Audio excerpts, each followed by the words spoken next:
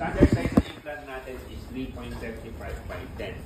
That's the most acceptable size of the implant in order for it to have yung adequate longevity.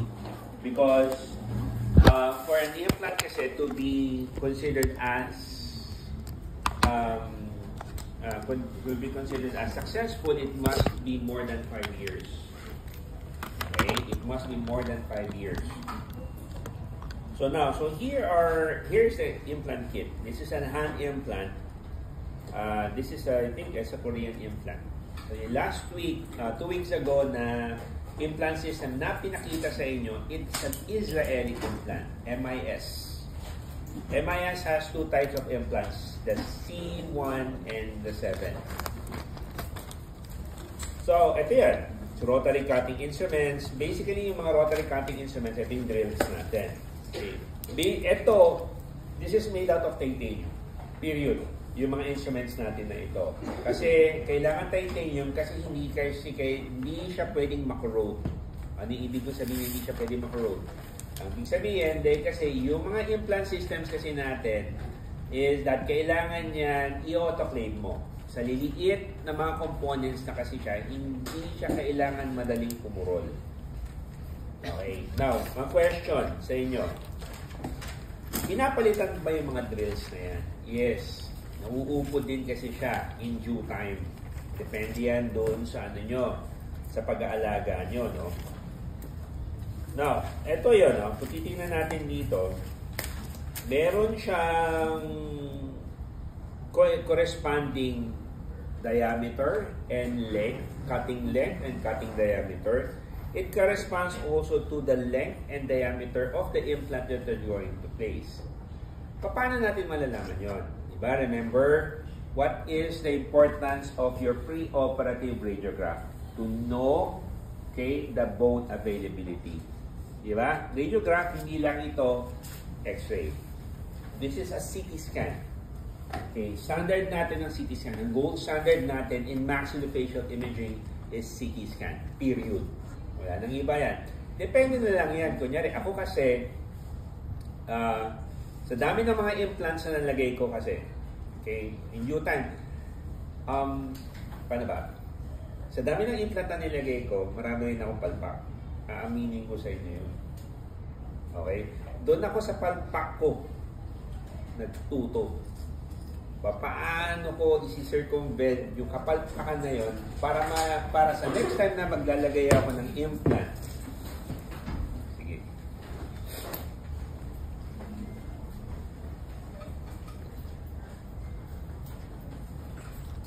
Para sa next time na maglalagay ako ng implant, okay, maiiwasan ko kung ano yung shortcomings sa ginawa ko. Kasi that's how you do medicine. Okay? Natututo kayo kung ano yung complications. Ngayon, pagka nakarinig kayo ng, wala akong complications, like, I think I already have said this, either konti lang yung case niya o hindi siya gumagawa. Okay? Sabihin na natin out of 1,000 implants na nailagay ko, 30% doon palpak ako. Aaminin ko yun. Sa 300 na lang implants, doon ako pumalpak. Usually yan, pumapalpak ako, yun yung first years ng pag-practice ko ng implant. Okay, yun siya. Wala tayong magagawa doon. Wala ang Superman. Not unless ganun kang kagaling. Aminin ko yun. Okay? So, yun siya. So, that's the reason why you improve out of your failures. Yun siya. Pero syempre naman, di ba? Hindi yung 1,000 yung implant na nilagay nyo. Hanggang ngayon, 80% yung failure nyo. Tumataas yung failure rate nyo. May problema kayo dyan. Either doon sa pinag-aaralan nyo, or doon sa ginagawa nyo, or matigas lang talaga ulo nyo. May mga ganun akong estudyante. Matitigas lang talaga ulo. O di sige. Okay, ganyan lang yan. So, drivers yan. So, may mga kits yan. Kung titignan natin, ito yung mga drivers natin. Ito yung mga hex drivers. Internal hex yan. Kumbaga sa Phillips screw and flat screw yan. Okay? Ito nga lang, parang sa principle siya ng Allen wrench. Yun siya. Now, these are the things that we need to consider, no? Ito yung mga ano to. Ito, kung titingnan natin dito, 1, 2, 3, these are the types of hex drivers. Ito nakikita nyo ito, ito yung tinatawag natin implant holders. Pagka nilalagay na natin yung implant doon sa buto. Ito yung mga implant holders or implant mounts. Okay? So, yung mga implant mounts natin, tignan natin, ito yung mounting o yung how do we place the implant in the bone. Okay? Now, meron tayong tinatawag na torque wrench. Yung torque wrench kasi, pagka tino-torque natin yan, meron na tawag dito.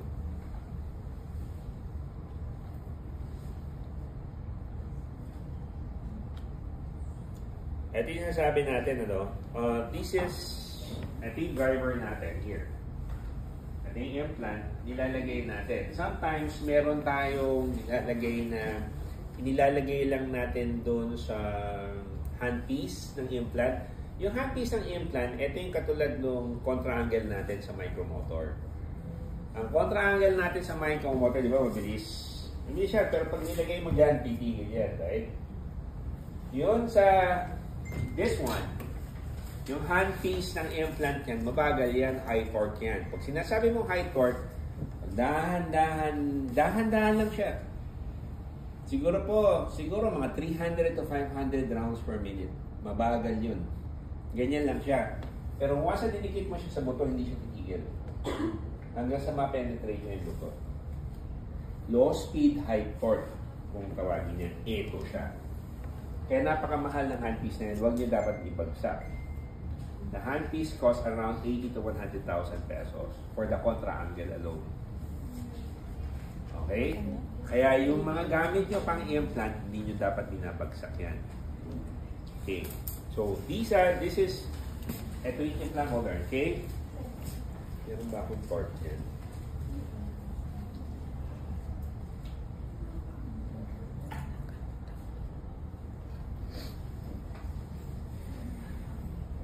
Dito.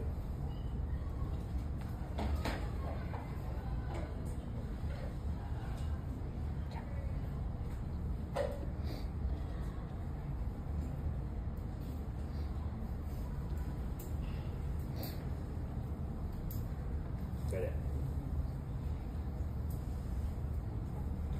Para maintindihan nyo.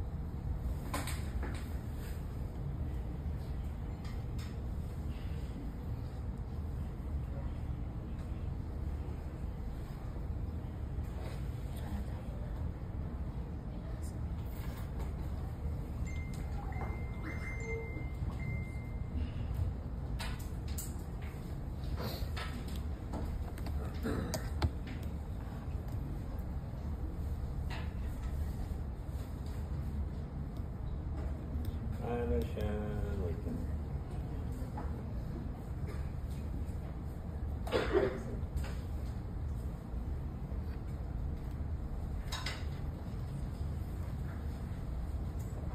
Okay, so ito yung mga drills natin, ano? Yun yung kanina, yung drills. This is a spade drill or pilot drill.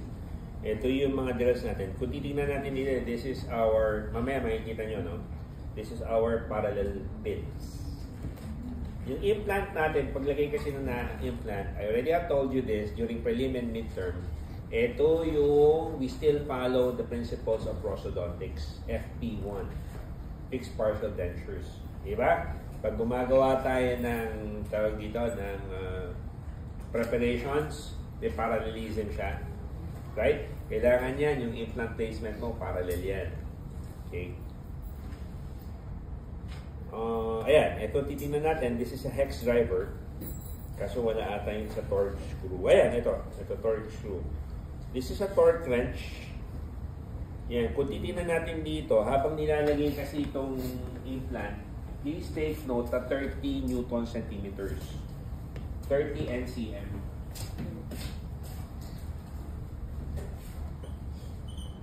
Newton centimeters. Yan ang minimum requirement natin para magkaroon ng initial stability yung implant sa buto. Here. Yan. Ito yung sinatawag nating implant holder kanina. Ito siya ha. Kasi yung implant, hindi nyo tawag dito, hindi ito dapat hinahawakan. Yung implant surface.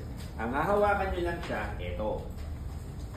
Okay? Bakit? Kasi meron tayong tinatawag na, I think we already have discussed it. Pero I'm just going to mention it. Is yung titanium oxide layer. Which is the surface oxide layer. Ito yung nagiging biocompatible yung surface ng implant sa buto. Dito kasi, pagka nilabas nyo kasi yung implant, doon sa kanyang cartridge kasi, ito, yung implant na to.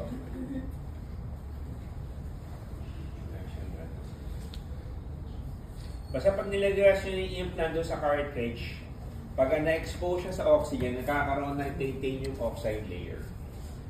Dito kasi ngayon dumidikit yung osteoblast. Yan sa surface ng implant. Okay? Like, ngayon, pagka ito kasing, meron yan doon sa torque wrench, ito kasi bumabali ito. Pagka na-achieve mo yung 30 Newton centimeters, may 30 yan, 10, 20, 30 dito, bumabali yan. Pag bumali yan, that's enough. Kasi, pagka pinilit nyo yung implant doon sa buto, it doesn't mean na masikip siya, maganda. Pag sobrang sikip, mamamatay yung buto around the implant. Kasi iniipit ng implant yung buto. Instead of it having osteointegration, ang mangyayari dyan, magkakaroon siya ng my God, nakakalimutan ko yung term. Magkakaroon siya ng hindi siya bone. Fibrous tissue formation. Pero may isang pa eh. Senior moment. Sa ganito, magkakaroon ng fibrous tissue dyan. Okay? Magkakaroon ng, instead of it having osseointegration, fibrous tissue formation. So, mangyayari dyan, gagalaw yung implant. Ayan. We call it peri-implantitis. Gets nyo? Meron tayong periodontitis, di ba? Sa di ba? Kaya meron torque wrench yan, kasi yung torque mo. Doon sa implant, kailangan yan, siyempre wala tayong di ba? Di ba meron?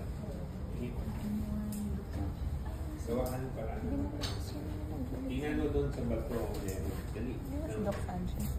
Okay. Checkin nyo doon there, sa bato.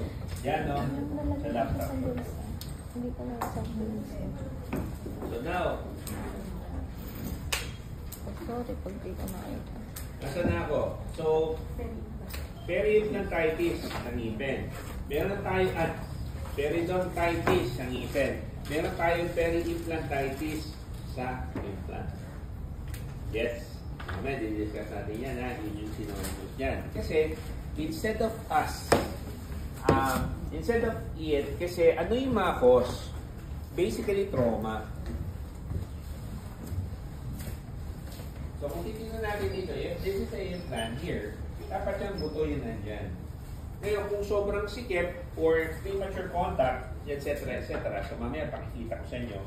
Ito, instead of it having bone around fibrous tissue, failed ka na doon. Okay? Like what happened here.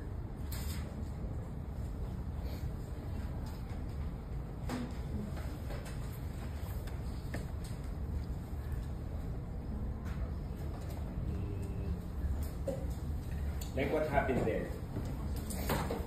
Tino-turn ko, this is hex driver, tino-turn ko siya dahil makulit yung pasyente nagpagawa ng crown sa ibang implantologist, napakalaki yung crown. Habang tino-turn ko, this is the abutment to. Habang tino-turn ko, lumalabas na yung implant.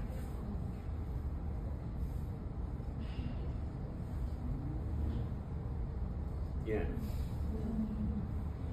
Failed na siya. Ayan o. So, nagkaroon siya ng peri-implantitis. Kasi, anong cause nun? So, ayan o, di ba? Habang tino-turn ko, this is the hex driver yung nakita nyo kanina. Habang tino-turn ko kasi siya, okay? Our class is 8 o'clock.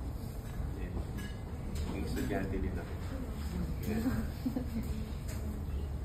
Okay, so this one, kung titingnan natin dito, wala na, hindi na nagkaroon siya ng bone implant contact. Bakit?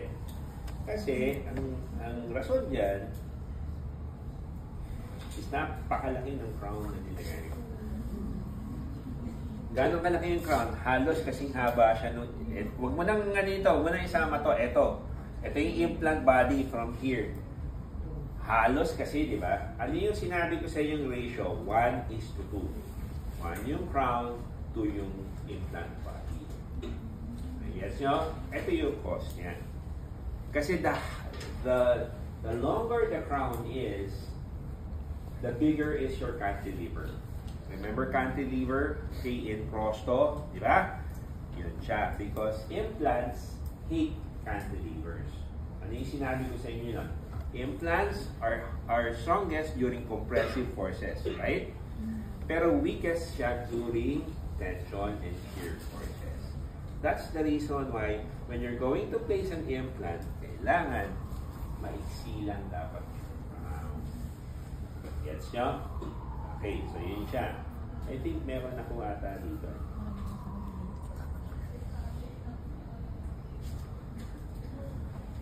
Ayan eh. Hindi pa mga natatakot pa ka ba? Gumagalaw talaga yung gumagalaw yung mismong, wala na yan. Mabuti nga hindi pumasok yung implant doon sa maxillary sinus. That's another story. Okay? Going back to our lecture. So, torque wrench, yung torque controller kasi siya, ano yung sinabi ko sa 13 Newton-centimeter torque, right? Tama? 13 Newton-centimeter. 330 Newton-centimeter. This is a torque wrench. Ito siya. I think this is a ratchet wrench. Ito yung mga torque wrench. Ito, tsaka ito. Yan, may mga ganyan yan. Ito, ganitong klaseng torque wrench ang meron ng MIS. I've been using many types of implants. Siguro nakaka-50 plus implant systems na ako. Okay? Yung implant systems kasi, wala sa implant systems yan. Kung sinasabi yung we are the best implant system, well, that's false. Okay? Ang implants kasi, dependent yan dun sa surgeon. Okay? Kahit sinabi mo ng pinakamurang implant system yan, kung pagpakang maglagay, hindi magka-work yan. Okay? So, ito yung mga components. So, we already have our abutment screw, and our implants. Tapos, ito yung mga tinatawag nating cover screw.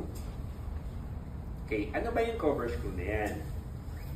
Okay, tsaka ano ba itong healing abutment? Okay, ano yun na to ha? Doon sa cover screw and healing abutment kasi, kung titingnan natin dito, okay, cover screw muna tayo. Balikan ko yung aking lecture kanina. So, this is our cover screw. Yan ang cover screw.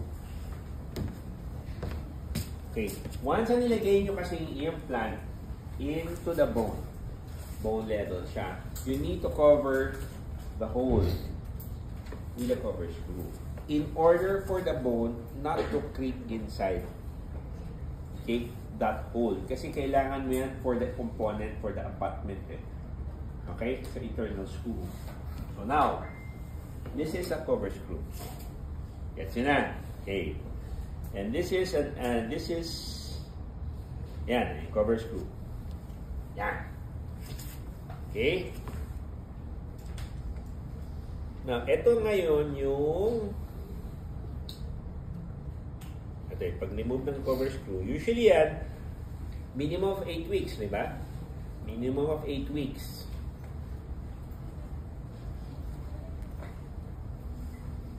Hindi na nagagay. Anyways, so minimum of 8 weeks, nagdilagay tayo ng tawag dito. Usually, naglalagay, ito, dinaretso ko na naglalagay tayo ng healing abutment. Ang healing abutment, it would form the mucosa on the cervical aspect, on the cervical part of the implant. Mucosa on the cervical part of the implant. So, going back, eto siya.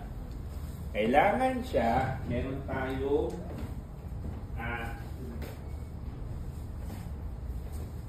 nakalimutan ko na naman. Ano?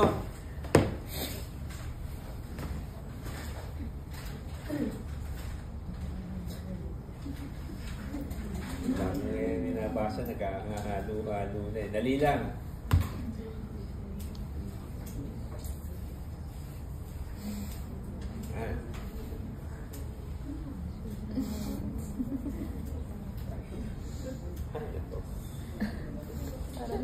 Tawag dito eh.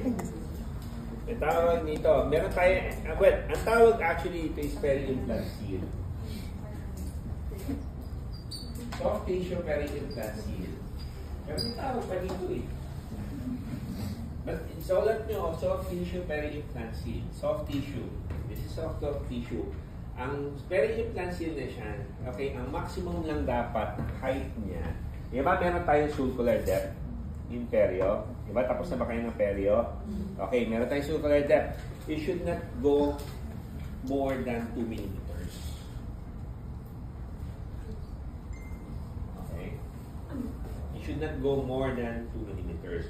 Anything beyond 2 millimeters kasi magkakaroon ng pocket formation. That pocket formation, pocket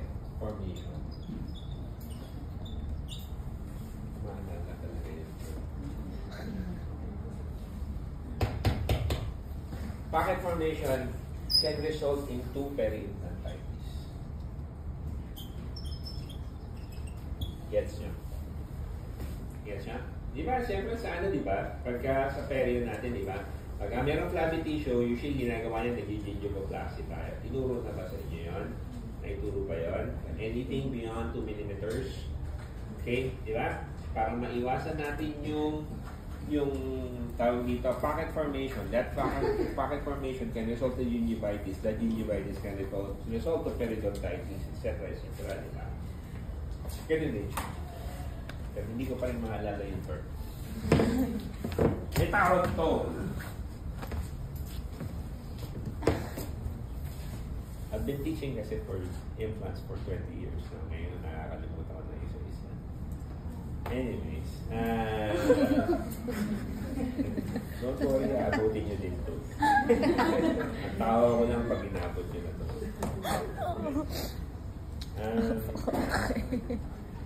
Dali nga. Ganda nga, no? Parang Yan, importante.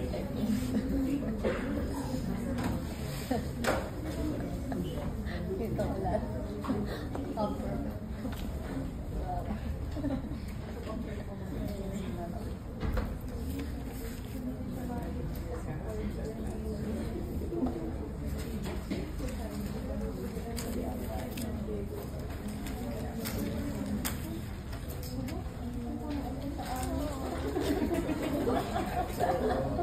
Pinagkakagulo niyo dyan, ah.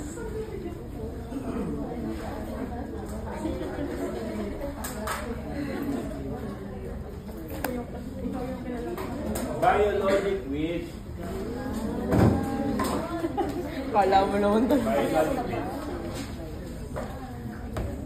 Yung biologic width, okay, should be, or the peri-implant soft tissue seal should be under 2 millimeters. Okay? Yan siya. Kasi, kung titingnan natin dito, anything go, kunyari maglalagay kasi kayo ng apartment dito ng biologic seal. That biologic seal kasi, or peri-implant seal, should be under 2 millimeters for it to be healthy. Kasi if it's more than 2 millimeters, ang mangyayari yan, magkakaroon ng food infection yan. Okay? The biologic width. Okay? So now, naintindihan, it should be not more than 2 millimeters. Kaya, pag naglagay ka ng crown kasi here in this area, ang mangyayari dyan, papalpa ka dyan. Dahil, sooner or later, sasakit tong ngipin na ito, and then yung peri-implant seal there, it would protect kasi the bone implant contact kung peri-implant seal na ito. Kailangan talagaan mo yan. Once na magkaroon ng flabby tissue dyan, tapos ka na. magre-reklamo na sa yung pasyente at yung pasyente mo, magko-complain siya ng pain. Not pain, but tenderness. Hindi pa bang pag makigat, parang doc na iba. Okay? Yun siya. You don't like that. Why? Kasi it would be more expensive on your part. Okay? Gets? So, biologic will. Please read on biologic will. And then, ito yung mga healing abutments. What we call this, at ito, meron tayong zirconia healing abutments. This would form the biologic will, and then yung mga impression analogs natin. We have two types of impressions sa implant. We have our direct impression, yung tipo pang pag-impression kaya remember, di ba? Nag-FPD na kayo lahat. Tama? So, nag-prepare kayo, di ba? Ang direct impression, after preparation, maglalagay kayo ng, ano yun, yung gingival retractor, di ba? Remove the gingival retractor and then you do your impression, PBS. Okay? Pero the best for FPD talaga is polyether. A polyether, ang problema lang sa polyether is like 10 times more expensive than PBS. Okay? So, yun siya. So, now, yan. So, this is PBS. This is ang indirect impression naman yan. Ang indirect impression, naglalagay tayo ng impression analogs. Which is this impression analogs. Indirect impression na ginagawa natin, or 2 steps. Okay? And then, ito, this would be your implant abutments. Tapos, ito may cast yan. So, yung cast natin, ginagamit natin is die stone lang. Yung mga special stones tayo. Pero ngayon kasi, ito, parang pawala na siya. Bakit kamo? Kasi pumapasok na kasi tayo doon sa intraoral scanning. Pangit pa yung intraoral scanning natin ngayon. Kasi hindi nila ma-perfect pagka-soft tissue na ini-scan. Lalo na sa cheek area. Okay, so hindi pa, pero sooner or later, 5 to 10 years from now, in your time, magpa-perfect na yung intraoral scanning at maiiwasan na natin yung paggamit ito. Pero as of the moment, ito mo na yung gamitin natin. And then the abutments. Yan. So, depende yan. So, eto siya. So, ulit natin, di ba? Operative technique. Lagay. This is the, implant abutment analog. Prepare.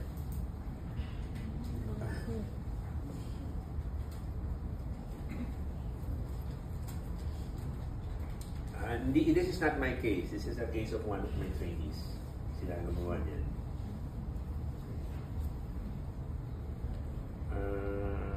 Ayan. So, abutment. This is the implant abutment. Kailangan yan yung ating biologic width 2 millimeters or below. And then, ginawa dito is direct impression.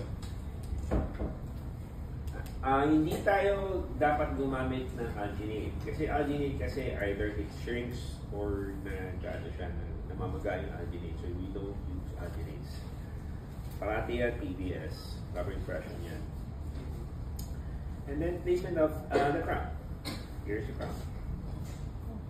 There. So now, ang dito, ang advantage kasi niya is that we don't use yung mga hard materials like porcelain fused to metal, ceramic, or even zirconia. I don't use that anymore. I use only plastics or composite materials for crowns. Why?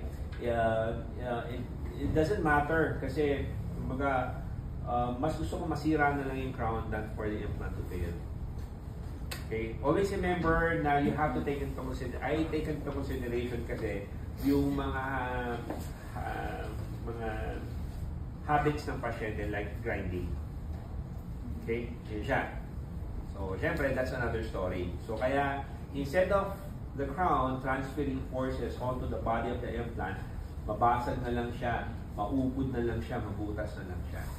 Mas madali kasi mag-fabricate ng crown instead of you doing it all over again for a minimum of 8 weeks. Ngayon, pag nag-graft pa kayo, tulad ng nangyari doon sa implant failure na ginawa namin, minimum of 8 months yan waiting in order for you to place an implant. You don't want that. Okay? Any question? So now, when you remove, again, when you remove an implant, opa,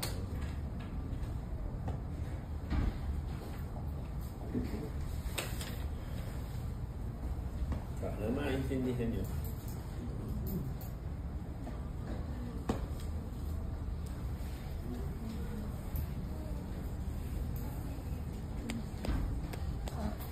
Yan, so mamaya, papakita ko sa inyo, no? So usually, ito yung mga sinasabi ng MIS, no?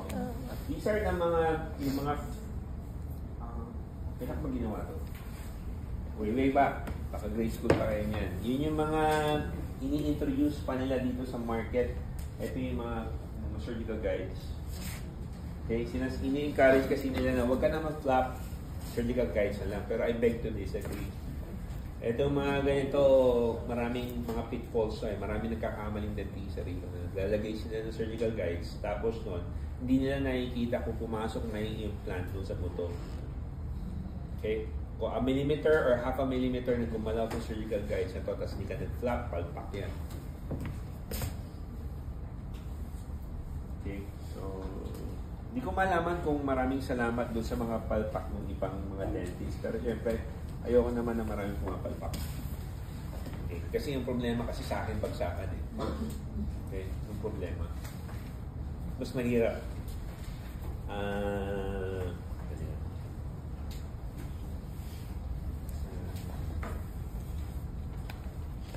Wait lang. Siyempre naman, huwag kayong gagawa ng ganyan, di ba? Wala na sa parallelism yan.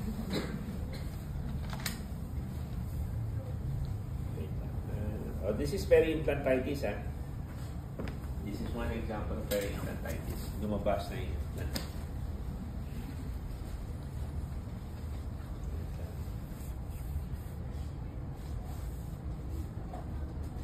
This is an example of an implant that was placed on a patient taking biphosphonates. And the patient ended up having medication-related osteonecrosis of the jaw. Dahil hindi kinunan ng history ng dentist yung paglagay, so lagay ng implant, nagbabiphosphonates, post-CA, pre-CA kasi yung pasyente. So now, ano nangyari nung naglagay, yan, lumabas yung implant. Di syempre, pinagpapawisan yung dentist natin. So now, ito yung mga plannings na ginagawa namin before, tinuturo ko, you need to plan. Asan yung implant?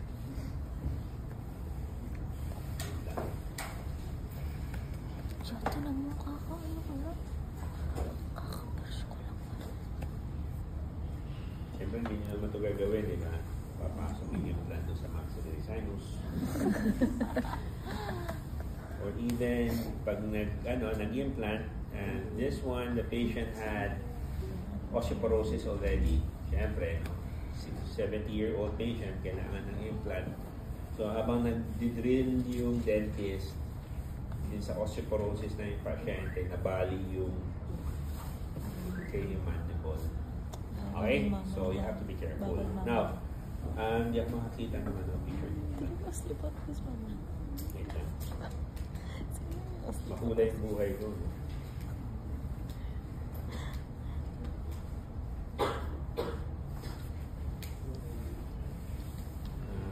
Wait lang.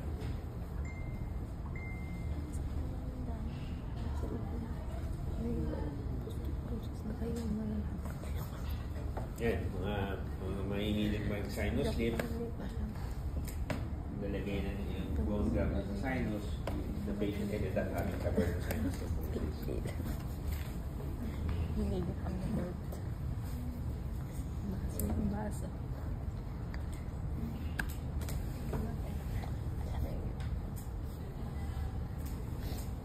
Anyway, siguro ganito na.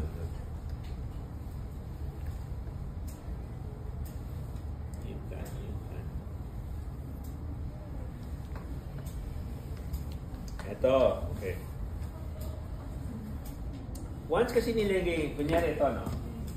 Once nilabas nyo kasi yung implant doon sa kanyang cartridge, magkakaroon ng, explain ko ulit, ng titanium oxide layer. Ito yung implant, pagka, yung puro soft tissue yung dumikit sa kanya. So this is an end stage of peri-implantitis.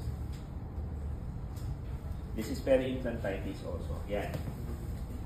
Titingnan natin. This is osseointegration. Yan. And this is peri-implantitis. Titingnan. See the radiolucencies? Okay. So yun siya. Ayan. Kunyari, once na nilabas nyo kasi yung implant kasi ito, nag-fail na ito, mag-perform siya ng titanium oxide layer. That titanium oxide layer determines, okay, the biocompatibility of the implant in the bone. That titanium oxide layer determines the biocompatibility of the implant to the bone. Gets ya? And it promotes osseointegration. That's the reason why when you remove the implant from the cartilage, you should not touch the surface of the implant because your gloves kasi, yung mga powder yan. Not unless yung non-latex yung ginamit nyo. Powder yan, didikit yan doon sa surface ng implant. Ang mangyayari dyan is that hindi didikit yung osteoblast doon sa surface ng implant. Then, hence, failure. Gets? Okay. Now, also, importante din, when you do your second stage, when you place your abutment, or healing abutment, okay? When you place your healing abutment here, like so, kailangan less than 2 millimeters ang biologic width natin. Okay? Why? Anything beyond 2 millimeters can promote pocket formation. That pocket formation can result to peri-implantitis. You understand? Malinaw? Any question from here? Wala? Doon, dyan. Wala? Malinaw tayo? Okay. Doon tayo sa protocol naman here. 5 minutes break. And after this, we start.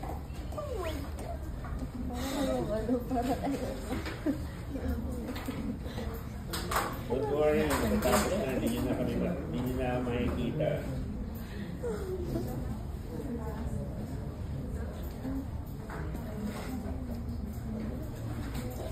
Ito na. Kaya logically 2 mm kasi dapat hindi magkakapalit formation. Pero implantitis. Meron titanium oxide. Bawal mong hawakan kasi daw may powder.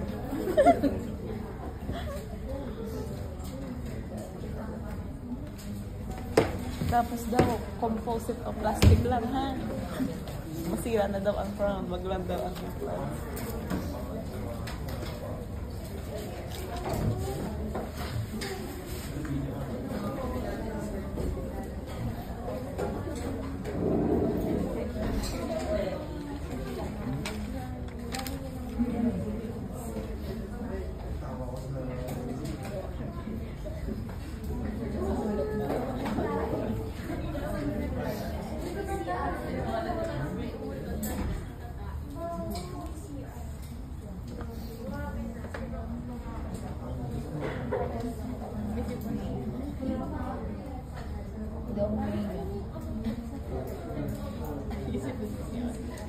Hindi ko naman naamoy.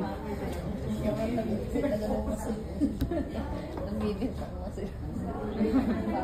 Taga dito.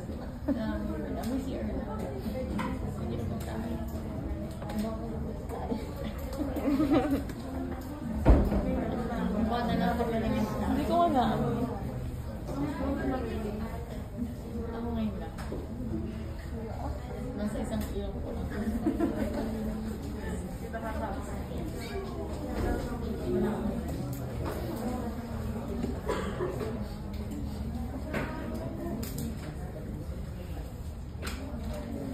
Ano yung tree na nasa right? Hex driver. Next meeting, no, try to come up with something, no, para na makapagbigay kayo. Dala na kayo ng per 2 per group or 3 per group ng isang mic. Siguro naman lahat kayo may micromotor. Okay, so pati contra-angle. Yung contra-angle, hindi yung tumikip lang na gano'n na tumitigil. Okay? motor, food control, brake, so lahat naman kayo meron nun. And then, I'll try to come up with something. Ha? So just be ready with regards to those.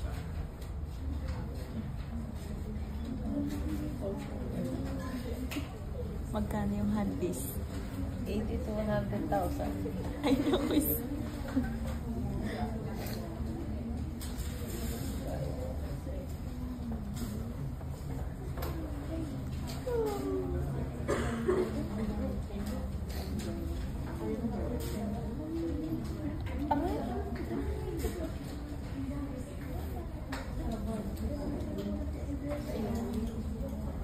Oh.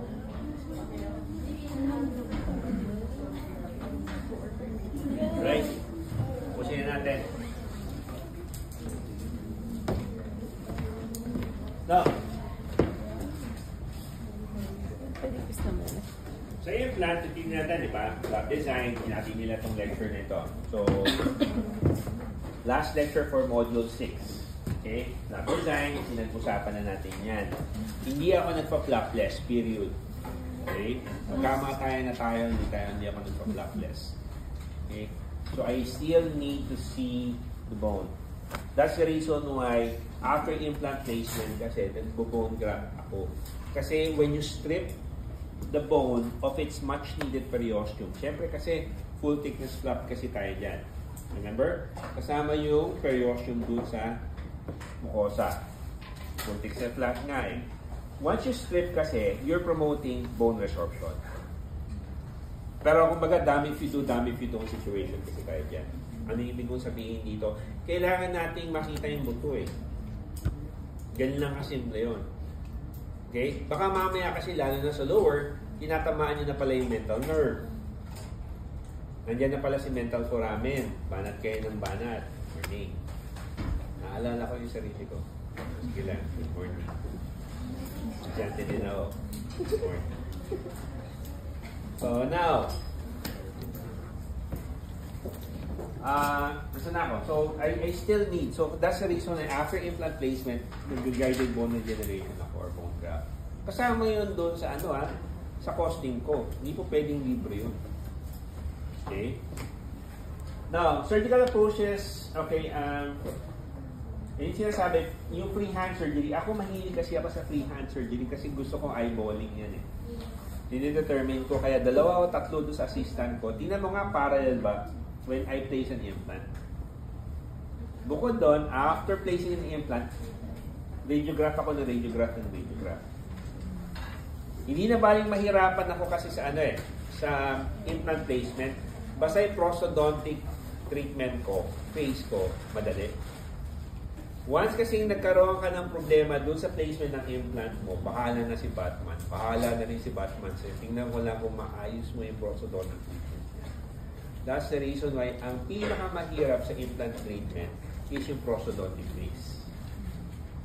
Okay? Finesse yan. Doon maraming kumikita. Okay. So yung guided, so yun. Ito yung mga navigation surgery na mamaya pag-usapan natin. Freehand surgery, period. Kumbaga parang flap, eyeballing, parallel, lagay yung implant, x-ray. Period. As long as wala ka tinatamaan, kailangan kasi siya 1.5 mm, 1 to 1.5 mm from yung adjacent roots ng tooth.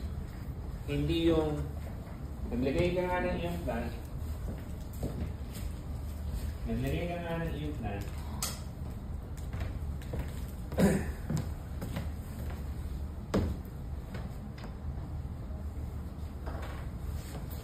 mo ng implant dito, ganyan. Ito yung cervical portion, pag ganyan. Tapos na, tinamaan mo naman yung roots ng adjacent tooth. Pain ka na dyan. Kaya, ako, minsan nangyayari sa akin to. Tinatamaan ko kasi nga, depende yan. Kasi pagka diniretso mo naman yung implant, iiwas mo naman doon sa ngipin, hindi maayos yung prosthodontics. Masyadong masikip doon sa initial, masyadong masikip doon sa distal.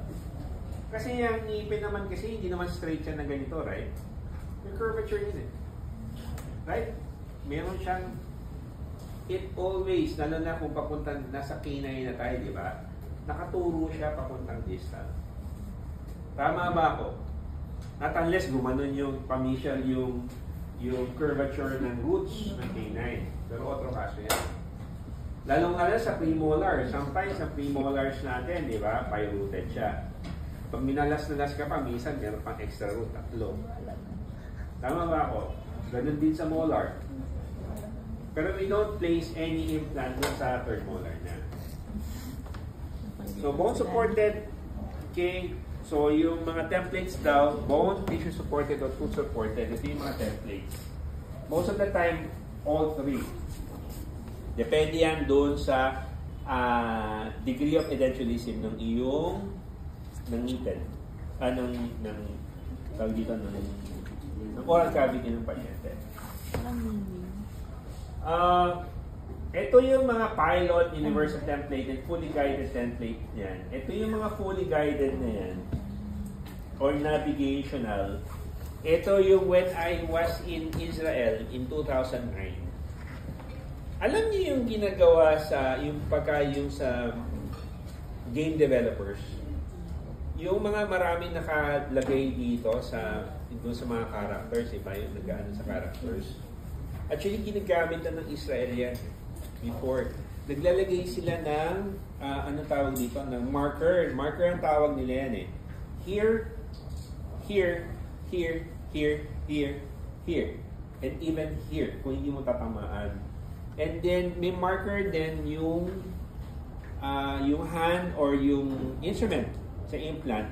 So, habang naglalagay ka ng implant, fully guided siya. Nakikita mo doon sa screen kung tama yung angulation and placement ng implant mo.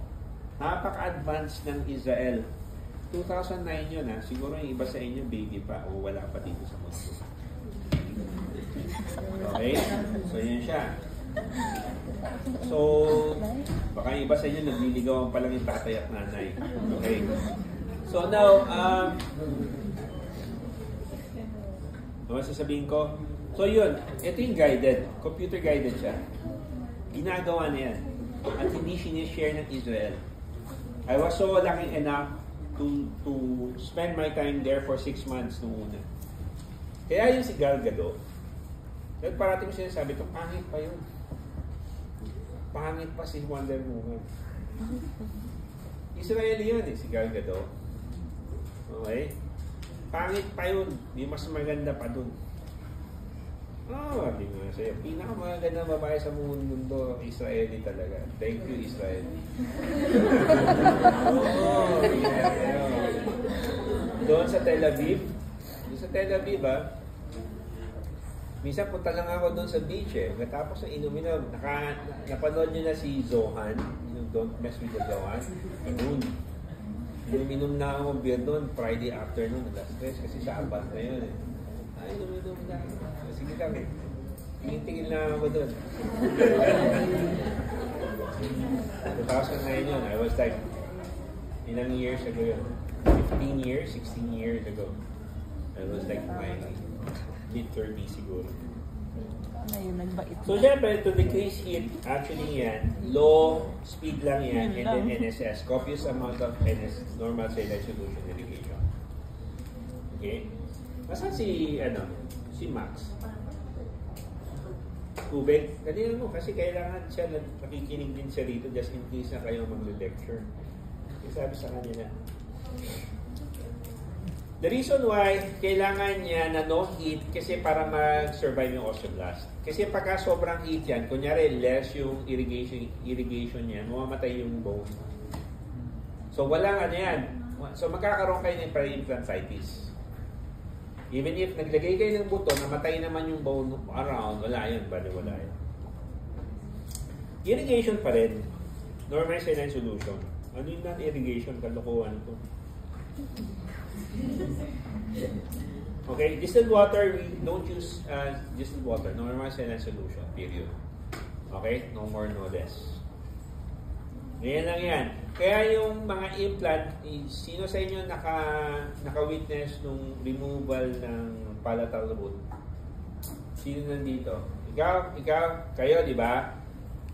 Nagdala ako ng surgical machine, di ba? Yung surgical machine na yon, meron ng ano yon, meron internal irrigator yon. So nakasaksak, parang dextrose, di ba? Parang IV. May IV na yon na pagkainon mo, tinapakan mo siya, may lalabas na ng irrigating solution doon sa tip mismo ng contractile. Okay? Yun siya. So, NSS. Usually yan yung mag-graduated. Walang kwenta tong one-step drilling. Okay? Kahit anong sabihin mo, huwag kayong gagawa ng one-step drilling. Ako mismo magsasabi sa inyo. Graduated. Ano yung graduated? Alam niyo yung principle ng step back method, di ba? Nagsi-step back method kayo or crown down? Both? Both ba? Okay. Ang drilling, sequential drilling kasi sa implant follows the principle of step back method. Okay? Couldn't be with the professor.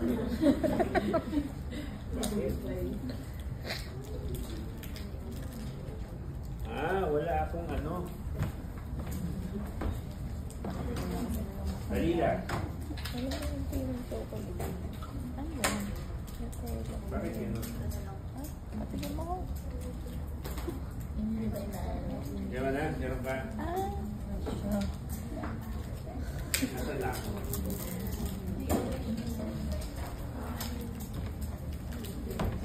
NSS. One step. So, kumbaga parang pilot drill, D4, D3, D2, D1. Ang D4 bone, nakikita natin yan sa posterior maxilla. Ang D3 bone, nakikita natin yan sa anterior maxilla. Or sometimes anterior mandible, sometimes. Pero ang D2 bone, madalas yan sa both anterior and posterior mandible. Please write. Again, D4 bone, posterior maxilla. D3 bone, anterior maxilla. Bone ha, bone. Sometimes, D3 bone can be seen sa anterior mandible. Sometimes. Pero madalas yan, ang D2 bone, we see it doon sa anterior and posterior mandible. Okay, yan yung madalas. Now, ano ba yung significance and determine the density of the bone? Para lang malaman nyo lang kung gaano katigas yung buto and how are you going to treat it. Paano nyo ma-determine ang density of the bone? CT scan. CT scan. Okay? So, ganun din. Pilot drill, parallel pin, first drill, second drill. Kung titingnan nyo dito, ito yung mga finishing drill. Sometimes, nag-finishing drill tayo here. Itong dalawa na yan, yung dalawa na to, finishing drill yan kung D3 at D2 or D1 bone. Ang D1 bone, ito yung buto na makikita natin to patients taking biphosphonates. Okay? To patients taking biphosphonates.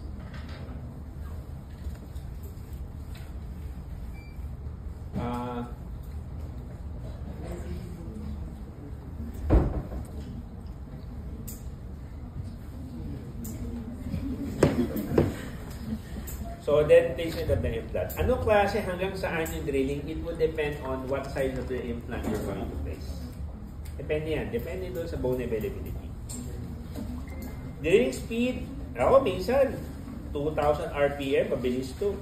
Minsan 100 to 300 RPM. Once ma-perforate ko lang yung cortical plate, that's it. And then, maski mabagal lang ako, wala akong problema dyan.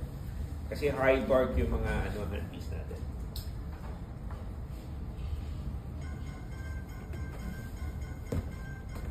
Drilling pressure, ano lang naman, in out.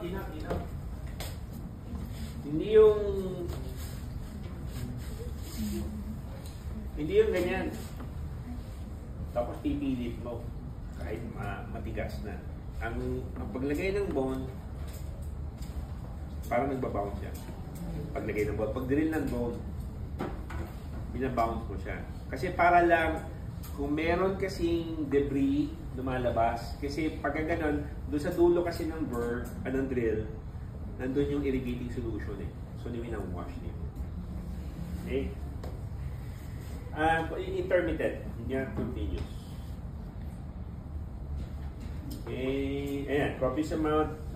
So, bone densities, ano namang ano to?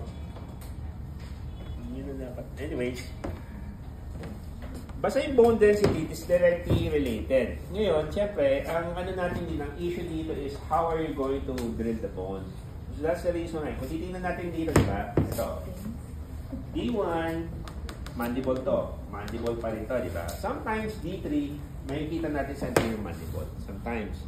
Pero madalas yan, D2 sa mandible. Pero pagdating sa D3, D4, maxilla. Okay? Important din yan sa inyong ano, sa inyong tawag dito, sa inyong CD. Important yan. Pag nakakita kayo ng D4 bone at isi-CD nyo, tandaan nyo yan, pagka niloadan nyo ng denture yan, magkakaroon ng flabby tissue yan in the period of 2 years. Kasi D4 bone kasi, not much cortical plate yan eh. So once na magkaroon ka ng pressure niyan, yung denture magpa-pressure yan, tama? Matigas yung denture natin eh. Tama? Okay, once na naglagay ka dyan, although maganda yung fit, kumakain na yung pasyente or the patient speaks, magkakaroon resorption yan. And you're going to end up having epididymis fissuratum. Yung madalas magkaroon ng epididymis fissuratum, before mo. Yes, you know? Kaya mahal dapat kayong sumingil ng dentures. Kasi dapat siya, before kayo, kung ako masusunod dyan, CT scan ko muna yung magpapaka-complete denture para malaman ko yung density ng bone. Hindi natin pinag-uusapan dito yung implant. Have you heard about epididymis fissuratum? Fibrous epididymis. Ang mga nagkakaroon ng fibrous epididymis, hindi lang basta siya dahil sa ill-fitting denture. Well, predisposing factor na rin yung ill-fitting denture. But it's because of the bone density also. Gets? Kaya kailangan niya yung preparation sa diagnosis. Kailangan, kung pwede kong magkaroon ng epididymis po ito in due time. Okay? Kaya yung iba, minsan, pangit yung gawa sa akin ng denture ng dentista na to. Kasi ganyan eh. Ganyan to. Because may shortcomings din tayo. Ang pinakamahirap actually in medicine is the preparation. How are you going to prepare the patient? How are you going to identify what are the problems of the patient? Yun yung binabayaran kasi sa inyo. Hindi basta-basta gagawa lang kayo ng denture. That's the old school kasi. Kaya sinasabi, dentista lang yan because of that, kasalanan din kasi natin. Ako pag hindi ako nasusunod, hindi ko tutuloy yung treatment ko. Kasi alam ko, papalpaking ako kung nagkulang ako ng diagnostics ko. Kaya tinuturuan ko kayo ngayon. Don't work hard. Work smart. Hindi naman yung wala akong pasyente ng 1 linggo, okay lang yun, makakapi na lang kami. Okay lang yun. Totoo yun. Masungit ako sa masungit ako. Pero gusto ko, it's either my way or go away. Ganun lang yan. Hindi, totoo. Either my way or go away. Totoo yan.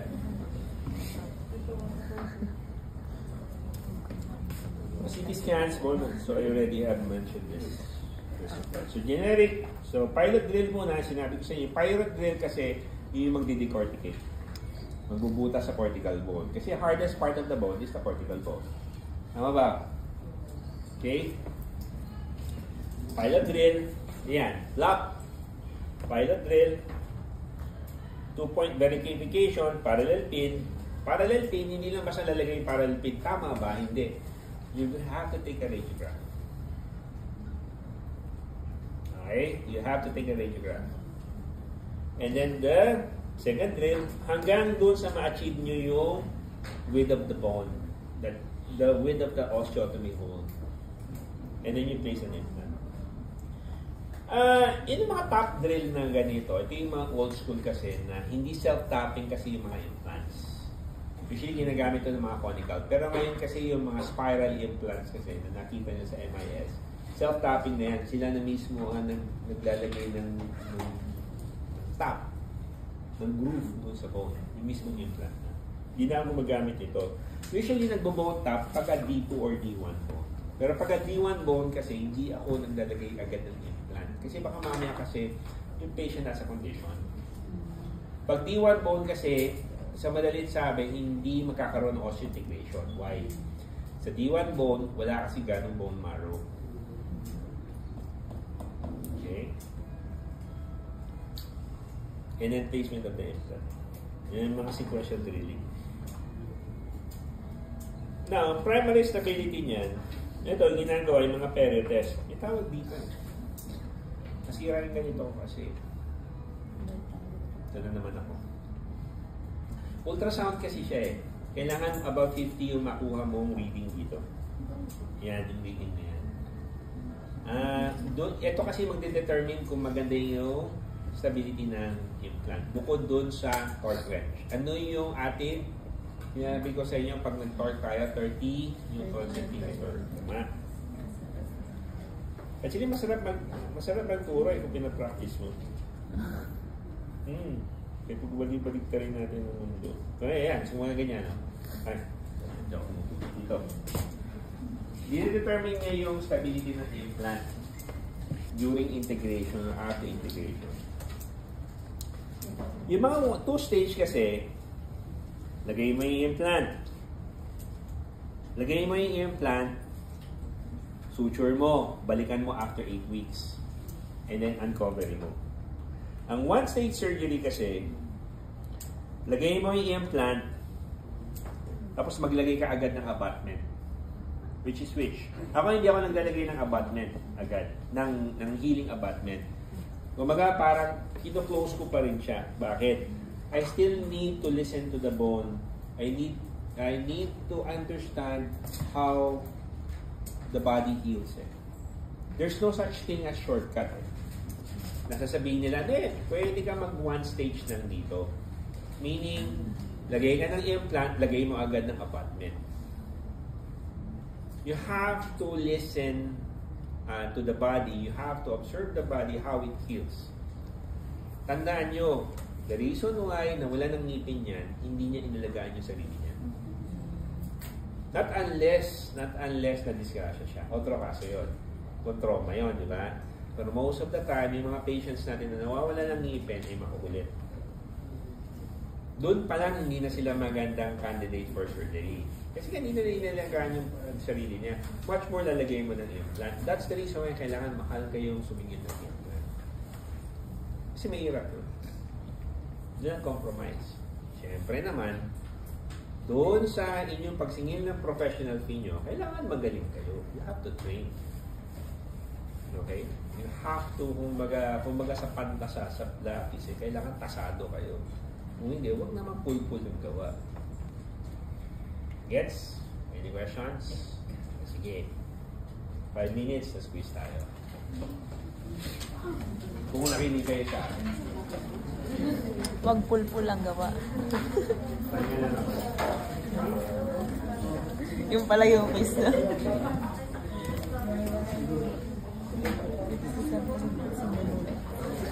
Oo, kanina mo pa sa nato. Sorry.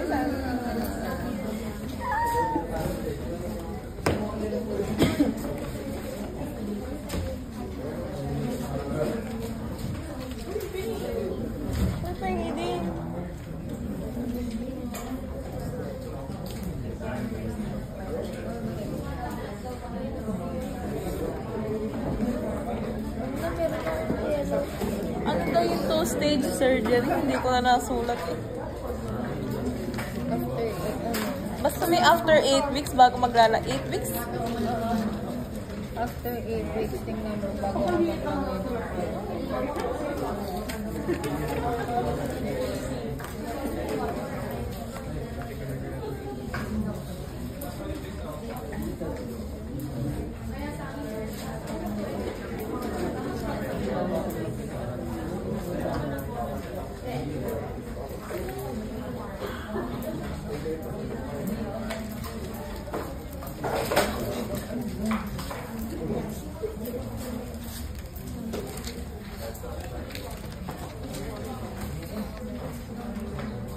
Mayroon din ballpen.